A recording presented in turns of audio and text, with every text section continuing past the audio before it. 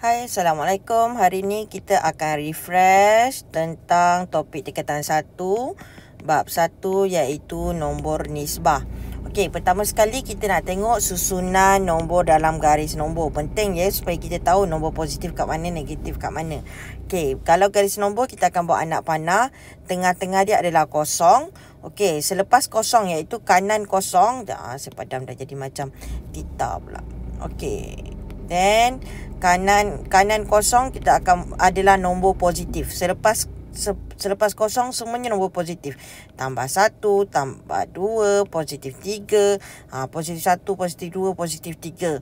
Okey, so positif ni kadang-kadang kita tak tulis pun kan simbol dia. Okey, kiri kosong, negatif 1, negatif 2, negatif 3. Macam kita tahu sebelum ni, nombor yang sebelah kanan lebih besar daripada nombor sebelah kiri. Okey, contohnya nombor negatif 1 ni dia lebih besar daripada negatif 3. Dia berbeza. Sepatutnya 3 ni simbol lebih besar. Sepatutnya 3 lebih besar pada 1 kan. Kalau negatif dia jadi terbalik. Negatif 3 dia lebih kecil daripada negatif 1. Dia jadi terbalik.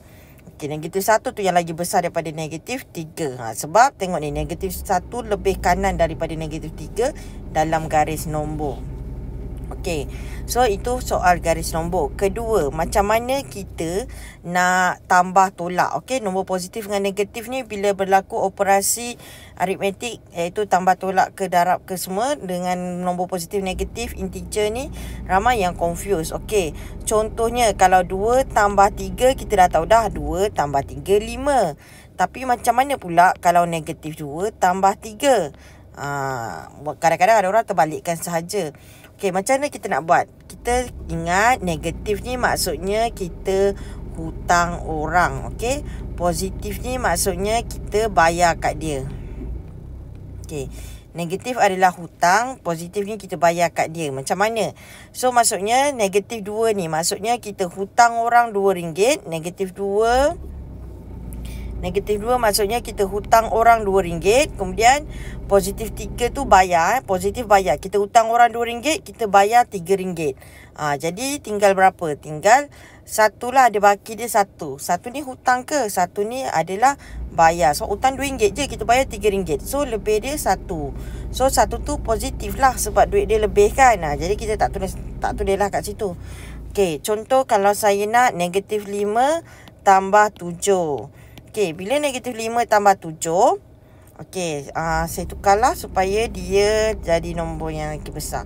Contoh negatif 10 tambah 7. Maksudnya saya hutang orang RM10, saya bayar RM7. So maksudnya tak cukup lagi RM3 lah. Saya hutang RM10, saya bayar RM7 sahaja.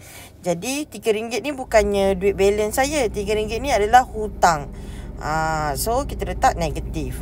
So kalau positif negatif kita buat je hutang bayar. Okey, negatif tu hutang, tambah tu bayar, positif tu bayar. Okey, yang ketiga yang kita perlu tahu adalah tambah dengan tolak. Okey, contohnya positif kalau bertemu dengan negatif, dah macam tajwid pula kan. Okey, positif bertemu dengan negatif. Okey, kurungan. Bila kurungan ni maksudnya tengah-tengah dia adalah darab. Okey, positif darab negatif. Okey, apa jawapan? Negatif darab positif. Apa jawapan? Okey, kita tak boleh nak buat dua-dua simbol ni. Kita kena darabkan dia supaya jadi satu simbol sahaja. Kalau positif darab positif, apa jawapan? Kalau negatif darab negatif, apa jawapan? Nak senang ingat, kita tengok sama ke tak. Okey, positif dengan positif sama tak? Negatif dengan negatif sama tak? Okey, kalau kiri kanan dia adalah simbol yang sama, positif dengan positif, negatif dengan negatif, sama kan? Okey, kalau sama, jawapan dia adalah positif. Benda yang sama semua benda yang baik-baik, positif. Kalau tak sama, positif dengan negatif, sebelah positif, sebelah negatif, atau sebelah negatif, sebelah positif, dia tak sama. Okey, bila tak sama, kita akan dapat negatif. Okey, kita tengok contoh kat sini. Contohnya 2 tambah negatif 5. Okey, 2 tambah negatif 5. Kan ada 2 simbol ni, kita dah jadi pening. Tambah ke tolak ke? Yang mana satu? Nak bayar ke nak hutang? Jadi kita jadikan dia satu simbol je. Tambah dengan tolak ni sama ke tak sama? Tak sama. Satu tambah, satu tolak. Bila tak sama, dia jadi negatif. So, persamaan baru dia adalah 2 tolak 5. Barulah kita fikir dia ada hutang RM5, dia bayar RM2. Jadi tinggal 3 tu hutang negatif. Okey, kita tengok yang lain pula.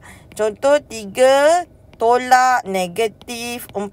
Okey, 3 tolak negatif 4. Okey, ni contoh pertama, ni contoh kedua. 3 tolak negatif 4. Tolak dengan tolak ni sama ke tak? Sama kan? Sama-sama tolak.